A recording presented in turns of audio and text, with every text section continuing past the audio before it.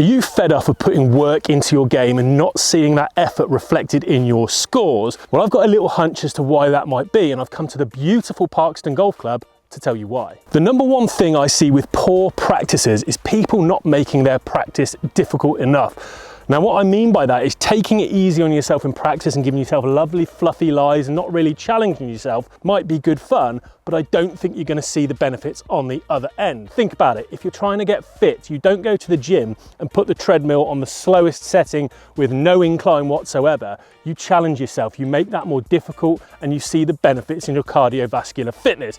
The same principle should apply to your golf. So I've got some practice tips all the way from driver, irons, down to your short game and your putter. So let's get to it, let's get on that driving range. Starting with driver, how do we make driving practice more difficult? Well, one of the things I see all the time down at the driving range is people just picking out, say, a marker post on this range and hitting balls towards it. And whilst that's not a bad use of your time, I think we can be a little bit more focused. A fairly average sized fairway here in the UK at least would be about 35 yards wide. So one of the things I love to do on the range is go ahead and pick out a target that is significantly smaller than that. So for example, on this range here at Parkston Golf Club, I've got some markers out here that are really, really useful. So I'm picking out an area that's about 20 yards in width, in my opinion, between the black marker up in the distance there and the yellow marker. So that's a significantly smaller target than I would see on the golf course. So when I'm practicing towards that, it will fine tune my feels and my perception of what a fairway is. So when I get back out onto the golf course, all of a sudden that 35-yard fairway feels absolutely massive. Now, you don't just have to stop there, you can also challenge yourself and make it more measurable. So a lot of things I like to do, hit 10 balls in a row and see how many of those balls I can keep between those two parameters. If you've got a bit more time, you can keep going and hit ball after ball after ball and not stop until you hit your target number, which might be 20 fairways. It might take you a few to get there, but like I said, once you get out onto the golf course and get to that 35-yard fairway, you'll really feel the benefits from a confidence point of view. A little tip for you that I would use, either bring a notepad or use the notes section on your phone, note down what you've done in terms of a score so you can track it and see if you can beat it next time. While we're on the driving range, you can use the same principles in your iron play as we've just spoken about there with driver. You can create small greens and smaller targets to sharpen your focus. But one thing that I really like to do with the iron side of things is, to me, strike is absolutely key. So your front to back dispersion is equally as important as your left to right dispersion. And to achieve good front to back dispersion with iron play, you need precise striking. And one thing that I've picked up recently to help me with that strike is this clever little training aid, the butter blade. So the butter blade is essentially a little training aid iron that has been through the Honey I Shrunk the Kids machine. It is tiny, it's about half the size of my normal Gamer 7 iron. So what this does is puts a real premium on strike. If you miss the middle, you really know about it. There's not much margin for error here. So as much as you might think that might affect your confidence, it's actually going to really dial you in. You don't need to be confident here. The point of this is we're making it far more difficult to find a strike in practice. So when you get out onto the golf course and you see your normal iron in front of you, it feels enormous and it feels like you cannot miss. So what I've been doing of late, I've been incorporating at least half a dozen shots in all of my warm-ups and practice sessions with this butter blade.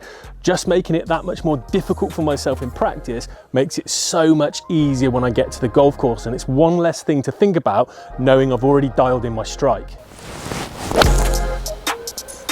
Another good option if you don't want to spend the money on a training aid like the butter blade is head to your pro shop or somewhere like Golf Clubs for Cash and find the oldest, smallest bladed iron you can and hit a few shots with that before you play or in your practice sessions. It'll essentially do the same thing for you.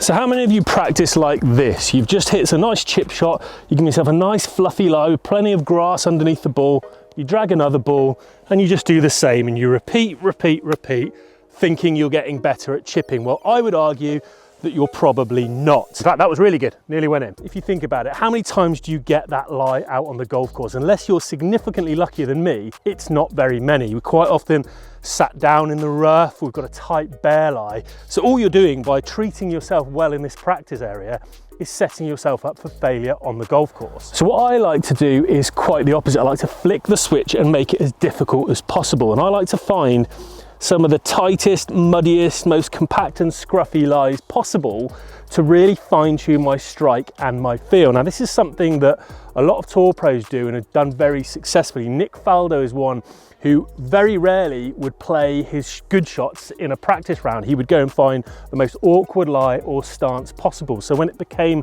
tournament time, he was prepared for anything. Padraig Harrington has also been known with his short game practice to find those sort of railway sleeper steps that you get going into bunkers and clip chips off that, because it's the ultimate firm, tight surface. Now that might be a little bit extreme, but like I say, especially in the winter, you might be able to find some less than optimal lies. And if you can drag your ball onto those lies, and it's a little tricky at first, but if you can learn to find strike from some of these really tough, scruffy lies, all of a sudden, every time you get out onto that golf course, let's go again here, let's give it even worse. Every time you go out onto that golf course after this, when the ball's even sat halfway reasonable, and that's a really good example, not quite, it's gonna seem like an absolute delight compared to this. So once you've really fine-tuned your strike here, in the tougher conditions, every time you get on that golf course, it'll be a nice surprise. So furthermore on the short game, it doesn't just stop with chipping. We're in the bunker now, and there's loads of ways you can make bunker shots difficult. Again, what I generally see is people chucking them down on nice fluffy lies and just splashing away till their heart's content. But I like to make it progressively more difficult. So if you've got a line of, say, 3 or even more golf balls, try and make each one progressively worse in lie. The first one's good. I'm gonna tap on the head of that one, so it's a bit more buried, and we're really going to bury that last one. Almost half the ball is submerged beneath the ground there. Then when you're practicing, the first one should be relatively easy to splash out. Now we know we've got a slightly more difficult one with the second shot, so I'm preparing myself for eventualities on the course. So my technique is here, I get a little bit more weight forward, stick the club in the ground, and we're getting the ball out of the bunker. Now this last one, we have to go a little bit more extreme, and we have to dig it a little bit more, and we played that one really, really nicely. But it's not just about the lie of the ball. There's slopes in this bunker we can use.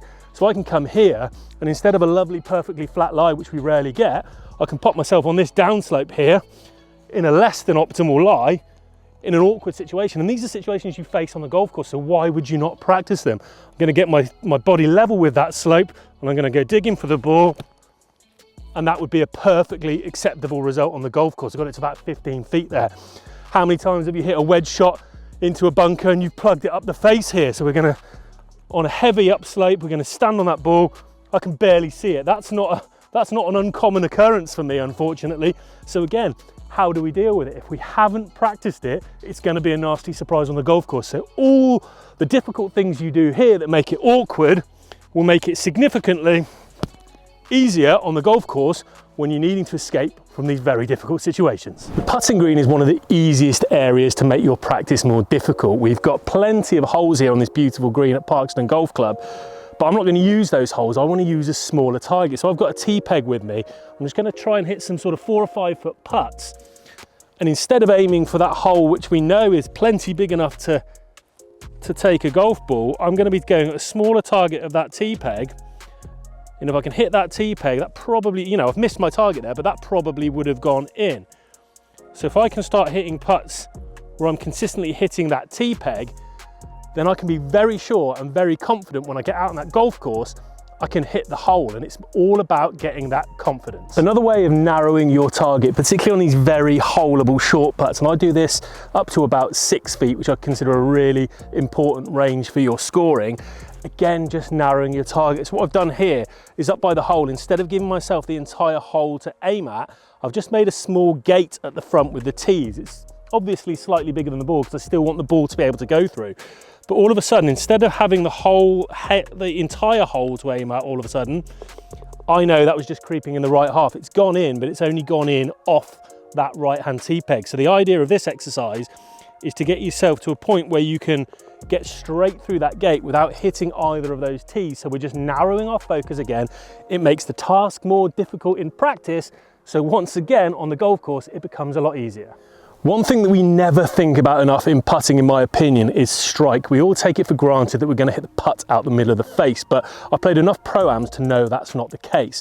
And one way I like to make practice difficult to ensure I do that is with the use of 2 elastic bands.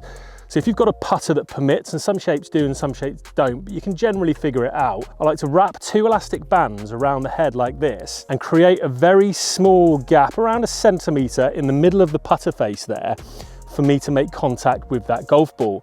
All of a sudden, if you miss the center of the face slightly on the heel or the toe, the ball will shoot off at a very funny angle and you'll get that instant feedback. So when you've got that elastic band on there and you really need to meet the middle of the putter, you get a real sense straight away of whether you're hitting the middle of the face. So when you take those elastic bands off, you've done your hard work, you've done your training, you've narrowed your focus and dialed in your strike. So again, it's one less thing to think about on the golf course. So there's a few tips for you to help make your practice more difficult and benefit your game. And I've got a hunch, if you're willing to follow those practice tips, 2025 could be your best golfing year ever.